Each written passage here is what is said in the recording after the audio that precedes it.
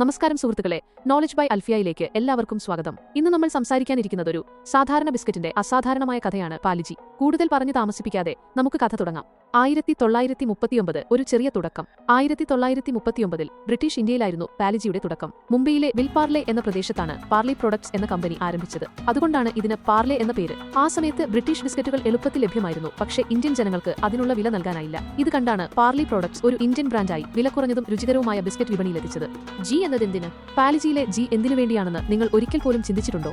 G stands for glucose, അതായത് എണീറ്റ് നടക്കാനുള്ള ഊർജ്ജം നൽകുന്ന ഗ്ലൂക്കോസ് ആണ് അതിന്റെ പ്രത്യേകത. പാലിജി ആദ്യകാലത്ത് പാർലെ ഗ്ലൂക്കോ എന്നായിരുന്നു. എന്നാൽ മറ്റെല്ലാ കമ്പനികളും ആ പേരിന് സാമ്യമുള്ള ബിസ്ക്കറ്റുകൾ പുറത്തിറക്കാൻ തുടങ്ങി. അപ്പോൾ അവരുടെ സ്വന്തം വ്യത്യസ്തമായ തിരിച്ചറിയൽ വേണമെന്ന് തീരുമാനിച്ചാണ് പാർലെ ജി എന്ന് മാറ്റിയത്.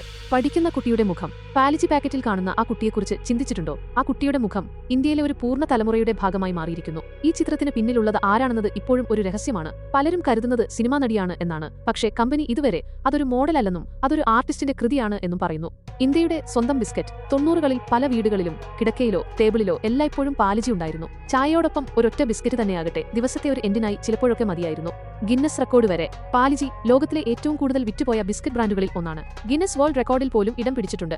ഇതൊരു ബിസ്ക്കറ്റിന്റെ കഥ മാത്രമല്ല, ഇന്ത്യയുടെ സ്വന്തം സ്വാതന്ത്ര്യവും അടക്കമുള്ള ചരിത്രത്തിന്റെ ഭാഗമാണ്. ഇതുപോലെയുള്ള കൂടുതൽ കാര്യങ്ങൾ അറിയാൻ knowledge by Alfiya channel subscribe ചെയ്യാൻ മറക്കല്ലേ.